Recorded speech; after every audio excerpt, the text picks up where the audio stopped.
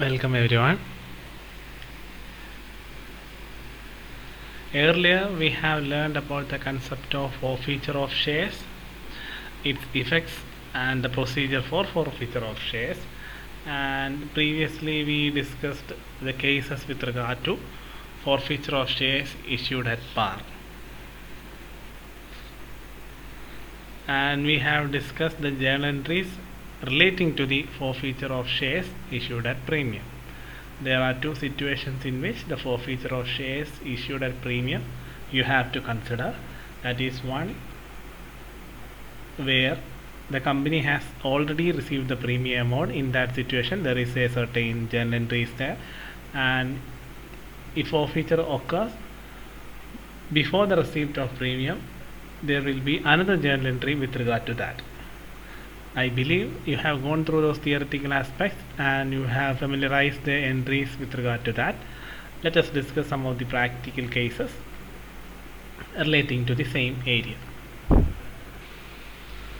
So these are the two situations which now I have mentioned, and this is a journal entry when forfeiture takes place before the receipt of premium. So let us go through the practical cases so you will get a clear-cut idea about these two situations. A case: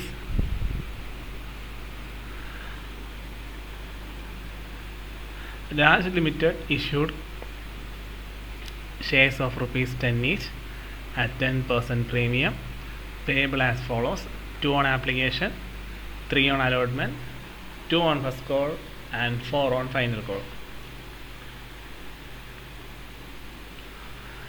Anand, who was holding 50 shares, did not pay his allotment and first call, and his shares were forfeited. Sajin, who was holding 30 shares, did not pay first call and his shares were also forfeited. Journalize the transaction relating to forfeiture of shares, assuming that final call was not made. So first of all, go through the question.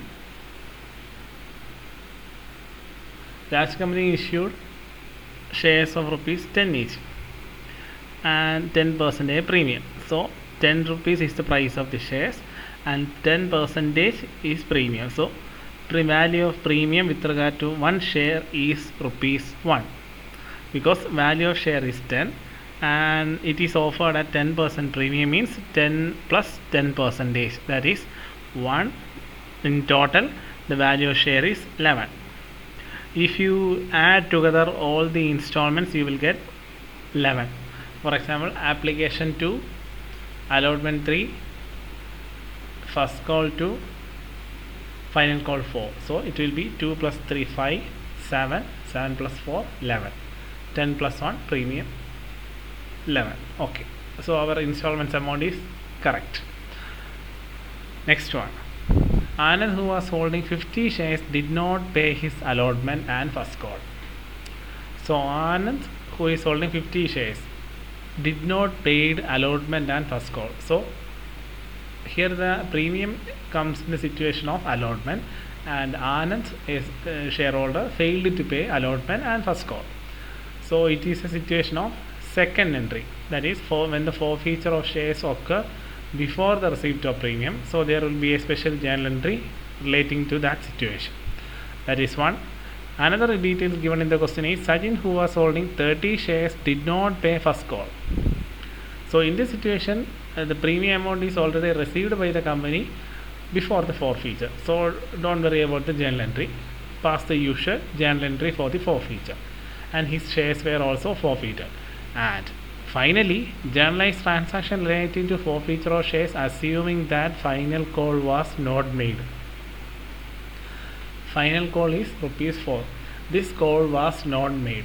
So when you pass the journal entries, you need to find the value of share, means per unit value of share after deducting this ₹4.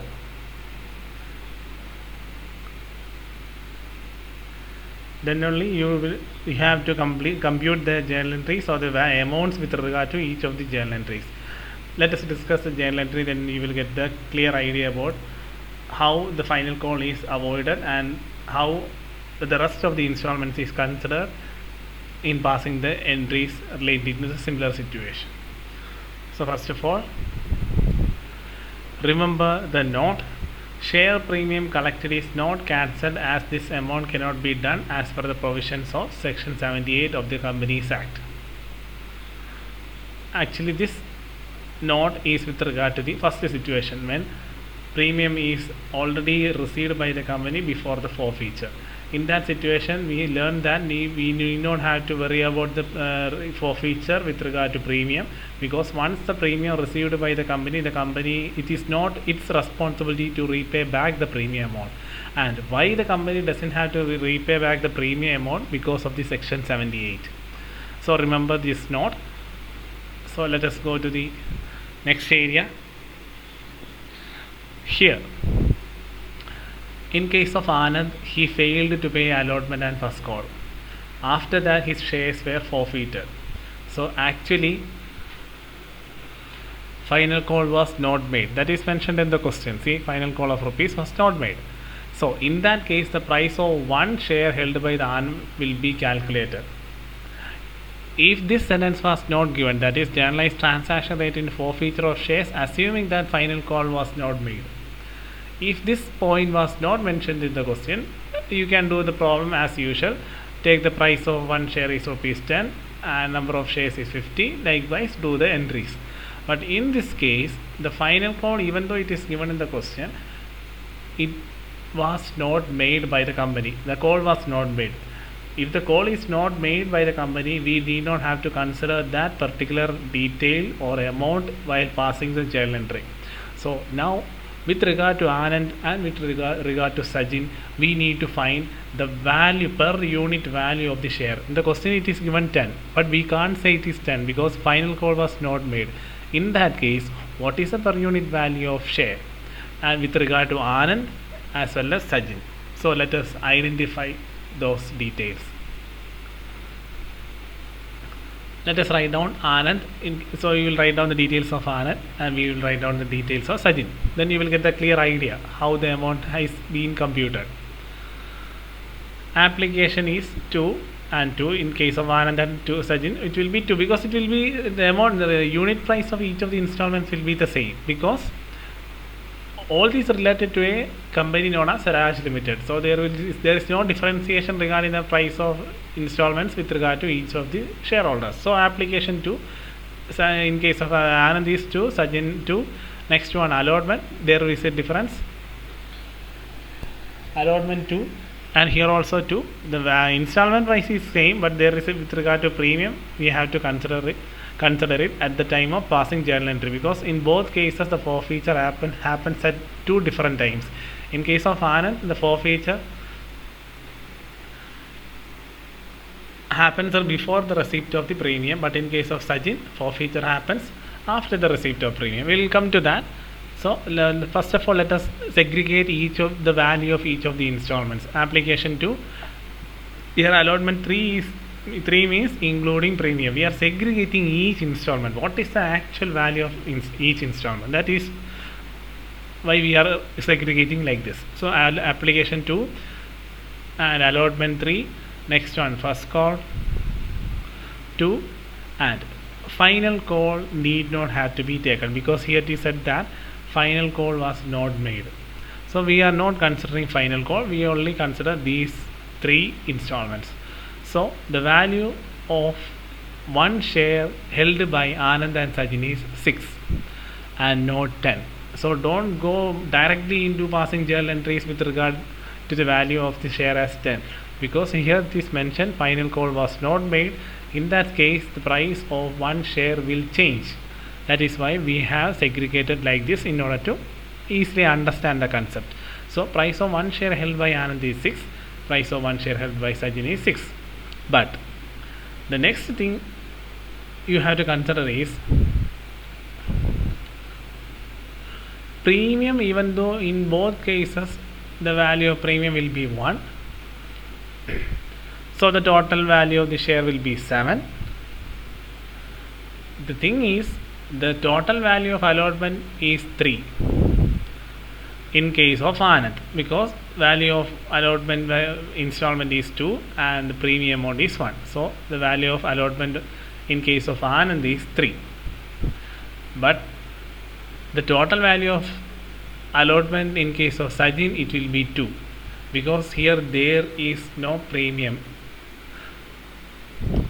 That means in case of Anand, forfeiture happened before receiving the premium.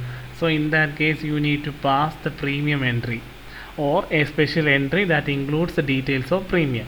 But in case of Sajin, the forfeiture happened after the receipt of premium. In that case there is no special entry. The only thing is you need not have to consider about the premium amount while dealing the amount related to allotment. So in case of Anand, the value of allotment will be 3. In case of Sajin, the value of allotment will be 2, because in case of Anand, forfeiture happens before the receipt of premium. So in the journal entry you have to consider the amount of premium. But in case of Sajin, forfeiture happened after the receipt of premium, so you need not have to consider the amount of premium. So that is why the value of allotment changes in the two situations, that in case of Anand and in case of Sajin, even though all the details are same. There is no differentiation for Anand or Sajin. The only thing is the forfeiture happens in two different situations. That leads to change in the value of allotment for two parties. So that is the concept with regard to that. I hope you have understood the concept. Now let us pass the necessary journal entry relating to the case.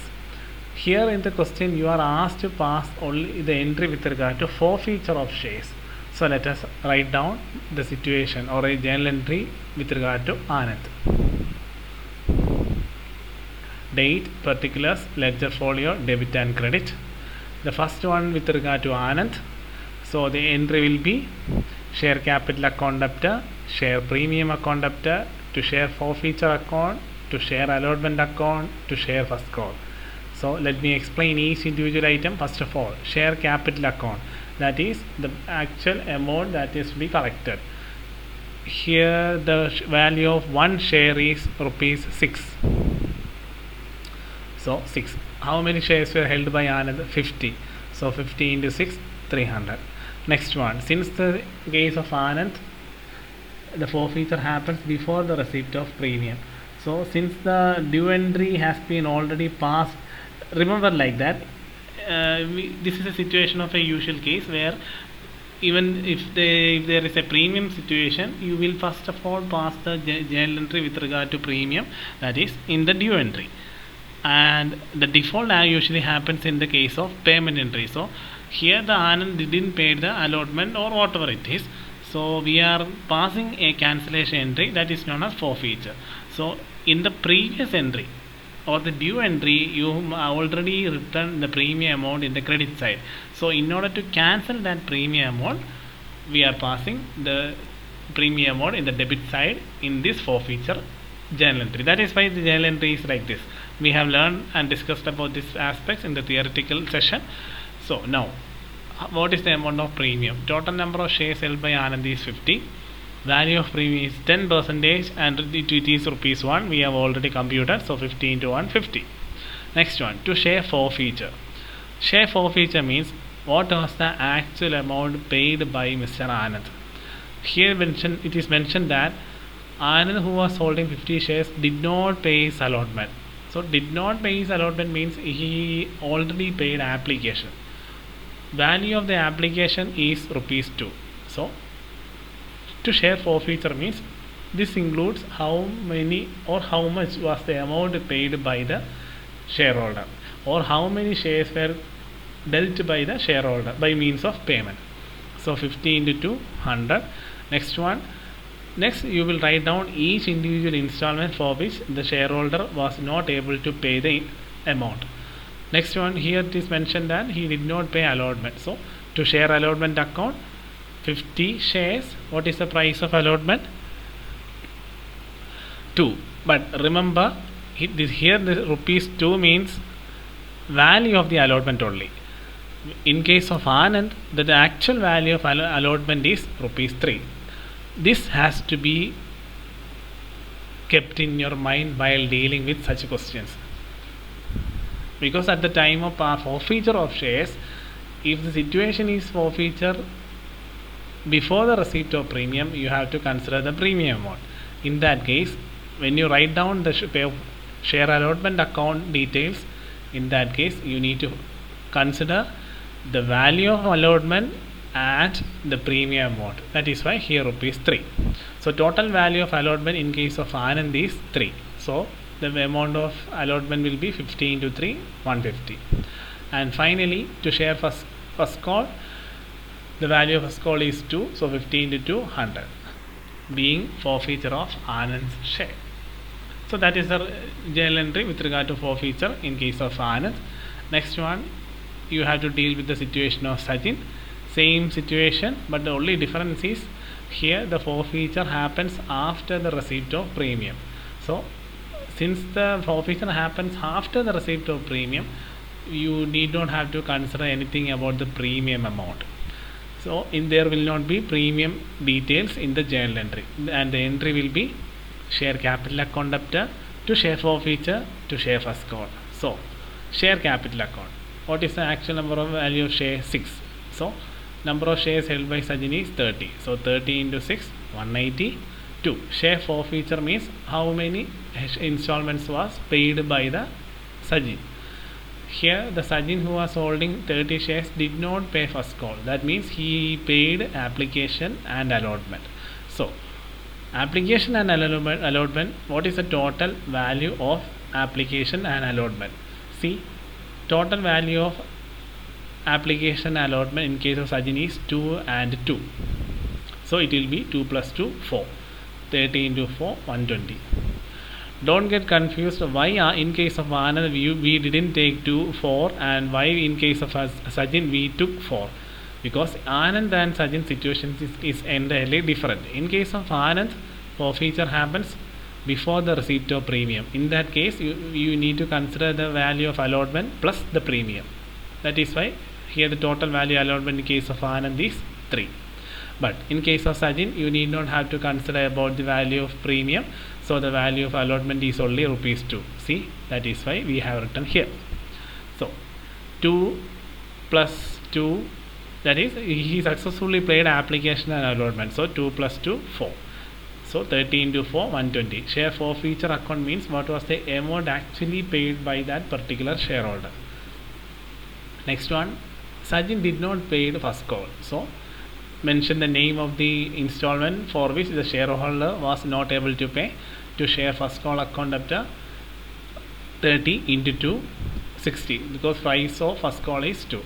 And in the question it was specifically mentioned that final call was not made. So in both entries you need not have to consider the final call amount. And pass the narration with regard to that entry. So this is how you have to deal with the forfeiture of shares when forfeiture happens before the receipt of premium and forfeiture happens after the receipt of premium. So these are the entries you have to pass, and I hope you have understood the concept and familiarized the working we have done here. If you have any queries with regard to that, please let me know. We will discuss in detail. So next one, let us go to another case to get a clear picture regarding the forfeiture and further proceedings relating to the forfeiture of shares.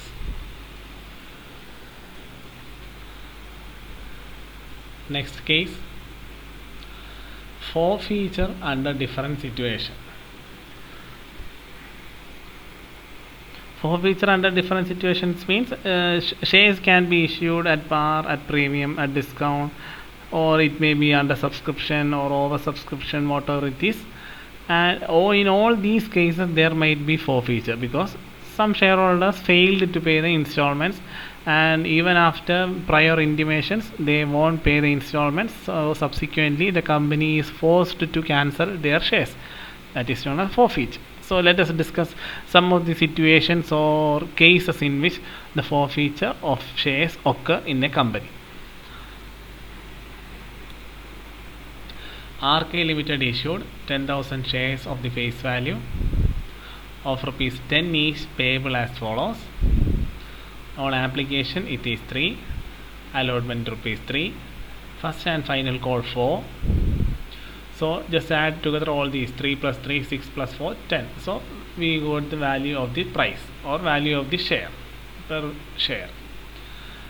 Additional information, all the shares are subscribed for and duly allotted. So there is no issue with regard to oversubscription or undersubscription like that. And all the calls are made. Here all the calls are made means in the previous case we have learned even though there is first call and second call, the final call was not made. Here there is no such issues, every call was made. If it is mentioned like a call was not made, you have to neglect or don't consider that particular installments while considering or computing the value of one share. All money is duly received except the first and final call money of rupees on 250 shares. So someone who was holding 250 shares failed to pay final call. These shares are subsequently forfeited by the directors, because directors is the persons who have the power to forfeiture the shares. So journalize the following situations. So there are no further adjustments with regard to that. It is a usual case. It is a forfeiture of a shares issued at par, because here there is no information regarding premium or discount. So this is the format of a journal entry. I hope you know how to draw a journal. Name of the concern is shown at the top. After that, journal, date, particulars, ledger folio, debit amount, credit amount column. And since dates are not mentioned in the question, just leave that column blank. And first entry will be the common entry which we have learned and passed in almost all the questions and cases. Bank account up to equity share application. Total number of shares is 10,000. Value of application is 3, and make sure whether the 10,000 is the only detail given in the question. Sometimes in the question it is mentioned that issued is 10,000 but subscribed shares will be 8,000. So don't go directly into 3 into 10,000, because the company can go for the total number of shares whichever is less. If the issued is 10,000, subscribed is 8,000, the company must compute all the details on the basis of rupees 8,000, because in that was the actual number of shares subscribed by the public. For the extra shares or the balance shares, the company can't do anything. So whenever there is details regarding the number of shares issued or subscribed or fully paid up or like that, go through the question wisely and select the total number of shares according to the details given in the question. Don't go directly into issue number shares. Unless there is no information given, you can directly select the issued shares. Otherwise, go through the question very wisely. So being application money received on 10,000 shares, application rupees 3 into 10,000, 30,000.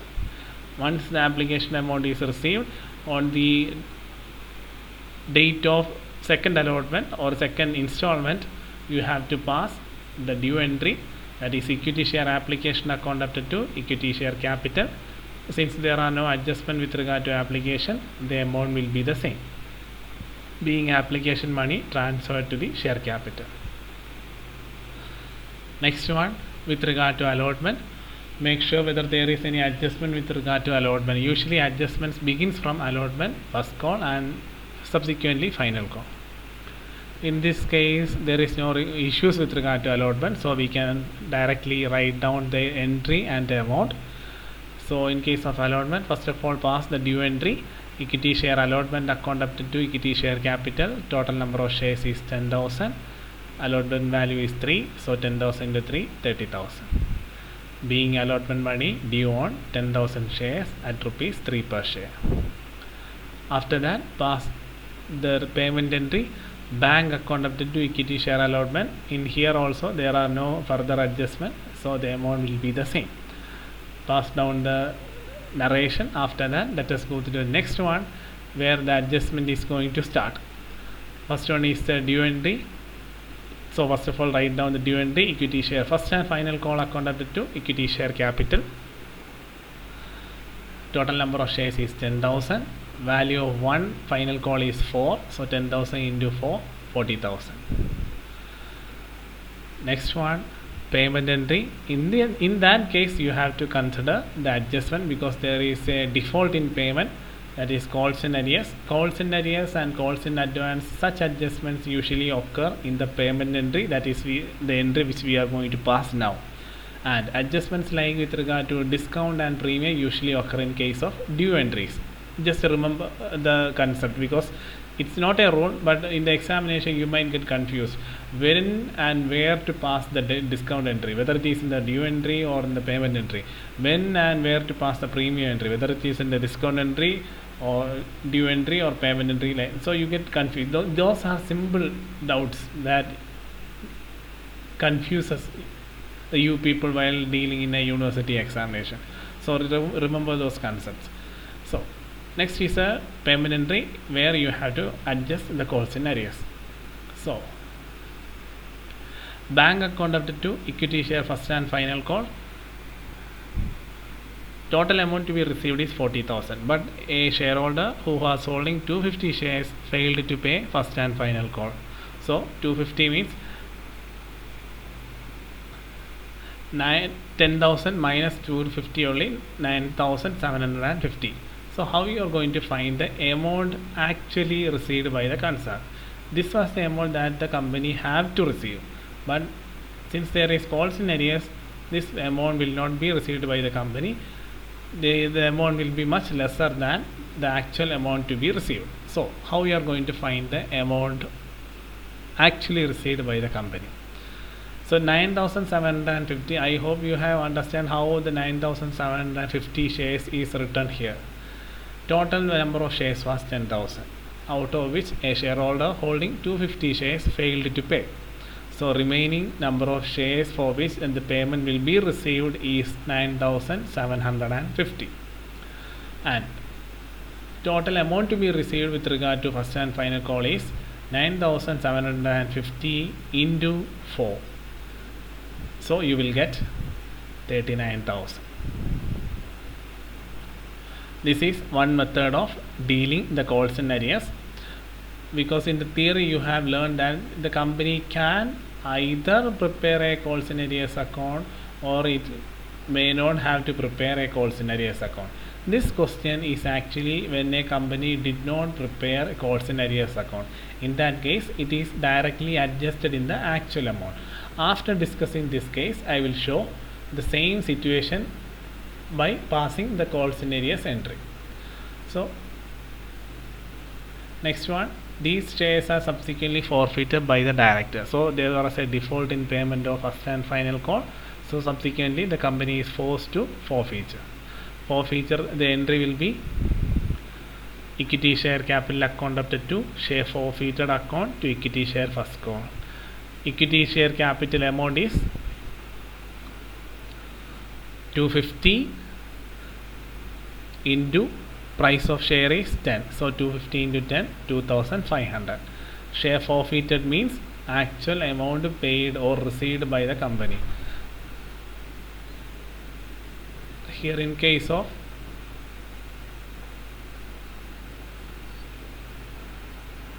a shareholder who failed to pay first and final call on 250 shares actually paid application amount and allotment amount. So actual amount paid by the shareholder is 250 into 6, that is 3 with regard to application and 3 with regard to allotment. So 3 plus 3, 6. That was the actual amount paid.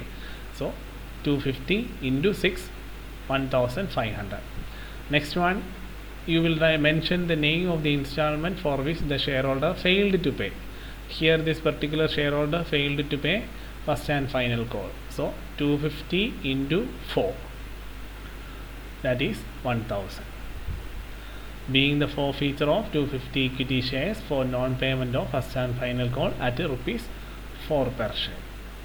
So these are the journal entries in case of issue of shares at par, when shares are fully subscribed and there are no premium or discount situations or calls in the advance situation. It is a simple normal case in a company while issuing shares.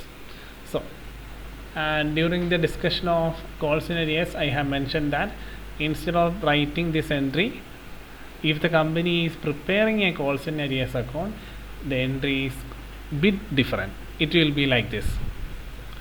When calls in arrears account is prepared by the company, entry will be bank account debtor 39,000. Here it will be the same. Calls in arrears account debtor 1,000 and equity share capital 40,000. First call is 40,000. So in this case, the company did not prepare calls in arrears. It is in the question there is no mentioning regarding calls in arrears. So you can either follow this one or follow this one. That up to your discretion. But in the question, if it is specifically mentioned that either prepare calls in arrears or the company is not preparing calls in arrears, you have to follow according to the case stated in the question. So the entry is bank account debtor calls in arrears to equity share first call 40,000. And here it is written without showing the calls in arrears, but it is the amount adjusted after considering calls in arrears. And next one, equity share capital account debtor 2,500, to share forfeited account 1,500, to calls and arrears 1,000. And here I have mentioned that if the company is following a calls and arrears account, instead of mentioning the name of the installment for which the particular shareholder failed to pay, they will use the term calls and arrears. So if the company is preparing calls and arrears, you have to pass this entry instead of this one. And while preparing the forfeiture entry, instead of writing down the name of the installment for which the shareholder failed to pay, instead of the name you have to mention calls and arrears account. These are the basic concept with regard to the calls and arrears and details like that. It isn't compulsory to follow this entry or this one. There is nothing compulsory, but if it is mentioned, if the details regarding the calls and arrears has to be shown in the question, or if it is mentioned like that, you have to pass the entries accordingly. It is better to go with the details as per the question is demanding. I hope you have understood the concept with regard to forfeiture of shares when calls and arrears occur, and the entries that has to be passed when calls and arrears account is maintained by the company and when the calls and arrears account is not maintained by the company. The net effect is you will consider the total amount actually received from a particular installment for which any of the shareholder failed to pay. That amount will be after considering the calls in arrears. See, bank is 39,000, here also bank is 39,000. The amount will be the same. The rest of the entries will have a slight difference.